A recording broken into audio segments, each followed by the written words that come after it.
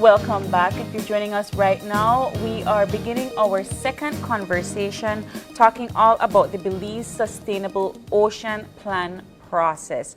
Joining us in studio, we have members of the Coastal Zone Institute. Management Authority and Institute. See, this is why you're supposed to do this. We are joining us in studio. We have MSP Science Lead Chad Bowman. Good morning. Good morning. And GIS Mapping and Data Analysis Delwin Guevara. Good morning. Morning, gentlemen. Good morning. Good morning. Let's get right into it. The Belize Sustainable Ocean Plan process. First of all, can you give us a proper walk through this plan and the process, and why do we need to have it here in Belize? Okay, so basically the BSOP, or the Belize Sustainable Ocean Plan, is Belize's marine spatial plan, which is basically a plan to analyze different ocean spaces and different uses, and also kind of determining the conflicts and also the compatibilities among different uses in the ocean spaces. Okay.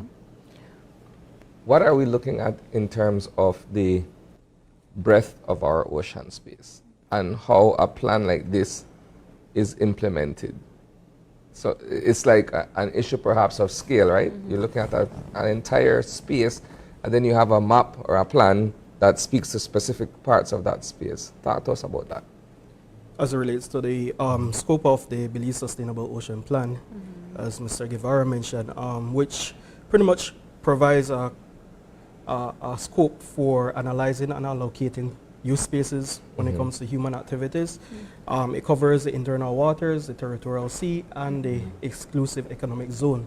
So as opposed to understanding exactly as it relates to the space that the ocean space is, it would be all the sectors that would be acting within that space, the stakeholders and the general public. What is our interaction with this ocean space as Belizeans? How do we daily use the ocean front, apart from, of course, fishing activities and so forth? Yeah, and I'm glad you asked that question, because we're currently in the steps where we kind of are asking for the public to participate in what we call an ocean use survey, and that's what we kind of really want to talk about today. Okay. Now, this ocean use survey is basically a survey that's going to capture these uses that we're talking about, and it involves the public going out and different users of the ocean space to come out and identify these areas and you know, talk about how important those areas are to them. And we're just in that process. We recently had a training last week, thanks to TNC and the fellows at C-Sketch, because C-Sketch is basically the platform that we're using, and it's a decision support tool. It helps us with the whole participatory mapping, and it helps us use technology so that people can actually participate in this process. Do you find that perhaps, aside from the fisheries sector, that fisheries and in some cases transportation, because you do have seagoers and what have you, you find that perhaps it's used a lot for recreation, people who do diving, snorkeling, sightseeing and that kind of thing?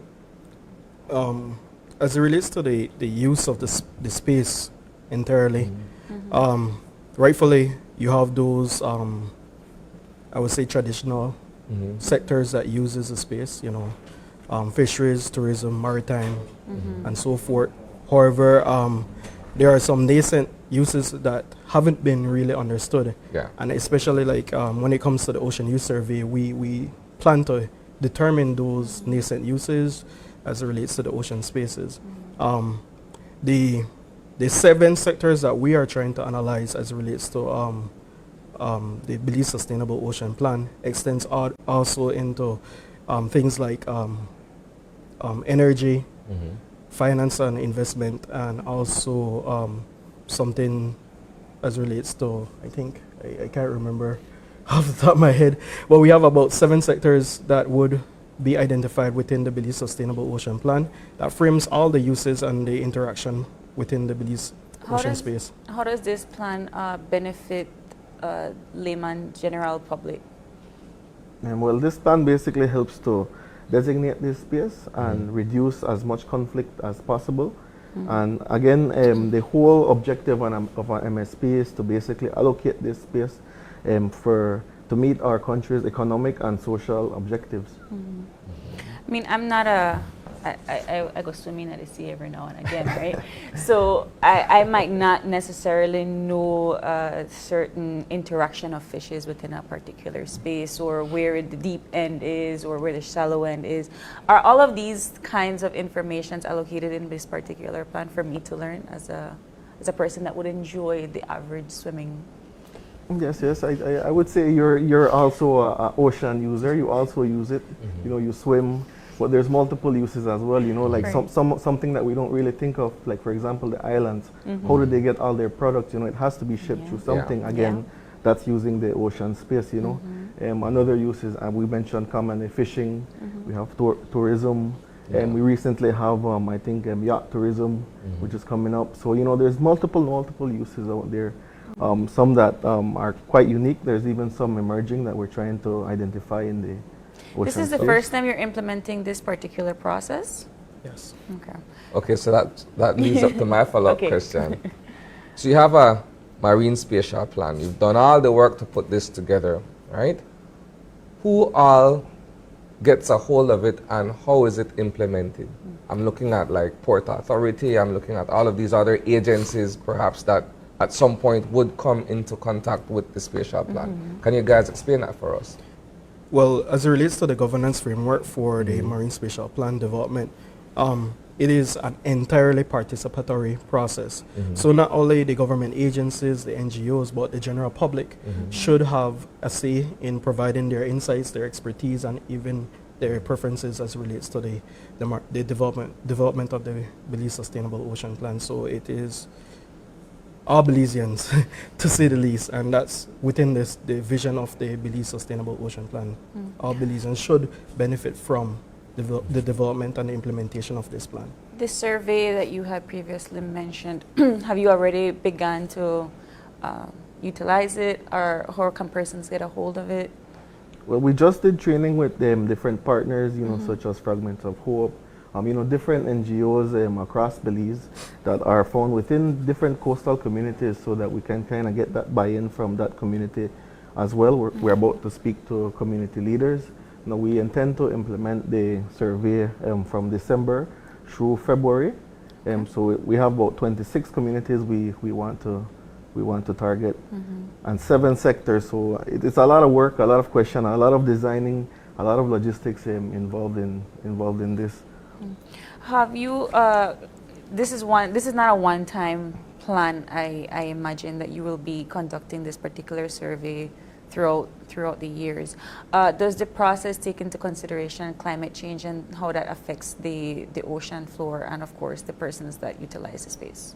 Indeed, I think one of the main thing about the Belize Sustainable Ocean Plan, it is necessary for a small island development state economy just like Belize, because compounded with the fact that the ocean is so reliant, or Belizeans are so reliant on the ocean space and its resources, the impending impacts of climate changes should be considered, and so it will be built in within the process as it relates to, you know, how we give consideration for the future planning that we will have for the Belize Sustainable Ocean Plan. So how do we look at perhaps somewhere in the future a revision if necessary? Because a lot of times plans aren't necessarily final, right? You have factors that come to play that affect, you know, I would describe it as dynamic. You're looking at somewhere that is being used for various purposes, so it remains a dynamic situation. How do we look at perhaps revision? And I want to say enforcement, but enforcement may not necessarily be the word, but in terms of being able to adhere to what is in the plan and to be able to, you know, confine yourself to that, so to speak. You want to give that? So the MSP overall, internationally, it is an iterative process. So irrespective of the fact that it is Belize or internationally, it should be something that is a continuous revision, improvement as we go along. Within the MSP process, there's something that we call understanding the current conditions, which gives us an understanding of how humans and humans interact, how human and the environment interact, policies and the environment policies and human, the wide gamut of what you could consider it. As Delwyn rightfully said, you need to understand also how compatible these different interactions are. If there are conflicts or if they're positive in their natural state. But we do understand as time go along, there's new technology, there's new identification of new resources. Of course, the plan will then need to be updated, and the current conditions would be something like a moving target as we go along, and then we will have that case of future scenarios or future zoning or future planning that adapts as we go along. So it is very, I would say, adaptable in its natural state. It's no secret that the ocean, our coastline is what's used mostly to attract tourists to come to Belize, right, our ocean space. So this particular plan, how does it continue to assist in the long conversations about sustainable practices in Belize? How do we ensure that we keep our natural, our ocean resources safe for consumer use and of course for tourism use, and while also continuously developing our tourist attractions here in Belize? I think that question there has to do a lot with the portion of an MSP that allocates space. And that allocation of space is key because the allocation of space would kind of tell you what are the most suitable uses for that area, so that would get the best results in terms of our economic and social objectives. How far out does this plan, this process go? Like where do you stop in terms of our barrier? That's what I was asking about the breadth of Yeah, that's what I... Okay, yeah, that spans from Belize entire water all the way to our exclusive economic zone. And where is that? That's, I believe it's 33,706 kilometers of space that we have designated. So that's, we have our territorial waters, then we have our exclusive economic zone. So that's a lot of deep blue waters, basically. I just have to ask, because I don't know where the land is, I think right? that's a fairly man's question. You'll get away with that. My question is, I'm always looking at buy-in and tie-in, right? So I'm looking at, for instance, the Ministry of Blue Economy. I'm looking at the Coast Guard. I'm looking at the Port Authority. And I'm also looking at general users of these spaces. How do we bring it all together so that it is meaningful and impactful to all of these various stakeholders? Yeah, as I mentioned earlier, the governance framework is very dynamic. We have a system that we call the technical working groups, which deals with the sectors. So you have members relating to the sectors from the private and the public forum who would form a part of those technical working groups. Yeah. And so you have members who are allocated underneath the fisheries, inclusive of aquaculture, technical working group, energy, tourism, etc. And then on the other side, as it relates to the public and the grassroots users of the ocean space, we have this public consultation / stakeholder engagement strategy that we are going to implement as well. It involves continuous work with the media to disseminate information on how they can be involved. It involves also us, like Delwyn mentioned, we are going out in the field to meet with community leaders, members, and so forth. But also involves us informing the public that they can interact with us via our website or social media. As much as possible, there is various avenues for the public to be a part of the process. So the governance framework gives us the opportunity to get insights and their information and have that communication loop between us and them continuously throughout the process. So tell me this plan. You're going to go into these communities. What's that interaction like, and what is the What are the comments that are made by community members and leaders when it comes to this particular plan? How do they receive it? Well, at this point, well, we're currently, like I said, we're going to go to the field. So that's our other team that goes out and are currently doing sensitization. But I do feel that the community members, I mean, once we get the community leaders buy-in and different NGOs getting going, and I think once the public begins to understand their importance in this process, we hope that that can create some buy-in for the process. Because when we go into the communities, we plan to, again, do the ocean survey where they get to go on maps, of course, with using computers, and kind of draw the areas that they use and that are most important to them.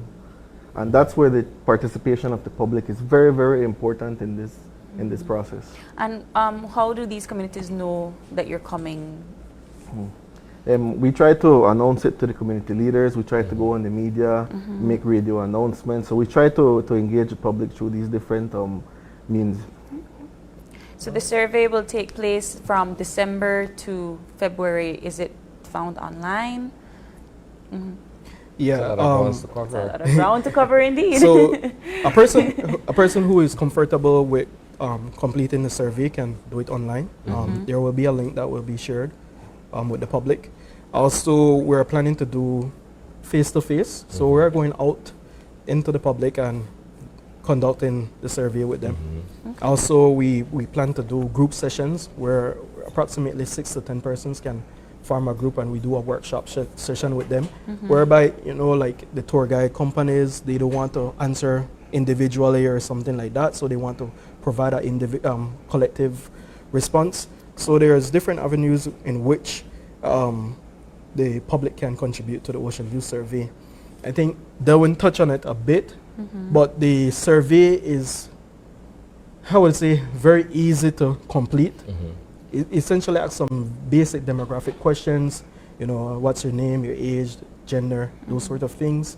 But the nitty-gritty of it is the respondent will be given the opportunity to sketch the areas within the ocean space via computer or so. Yeah.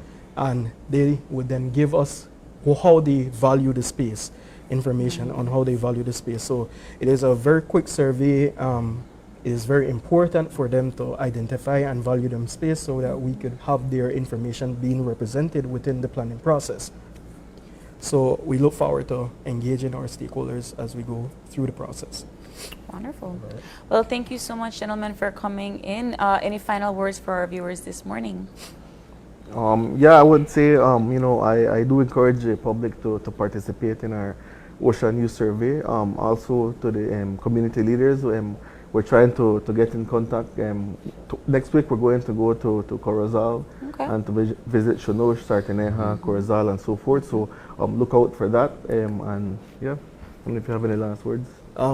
Like I mentioned earlier, if ever the public or anyone wants to know a bit more about the Belize Sustainable Ocean Plan and what we're doing here during at Coastal Zone Management Authority and Institute, they could visit our Facebook page, which is BSOP, at Facebook or whatever that is, and they could look us up online. Yeah. The Belize Sustainable Ocean Plan. There's a slew of information about the plan, its background, and the vision that we want to accomplish with the plan. How long will it take you all to analyze the information once the survey is closed in February? I think it after the survey, there's another portion of it that's called the planning tool, where people get to plan, you know, the ocean space, as I say. So I think that we're looking around April to May to complete the analysis and begin to push those maps so that people can see these different uses of space. Cool. Thank you guys so much, and best of luck. I like Shonosh and Sarteneja, so make sure you eat some fish. We got to take the break, and when we come back, it's all about Gigged BZ. What app is that, and what is it for? You'll find out when we come back.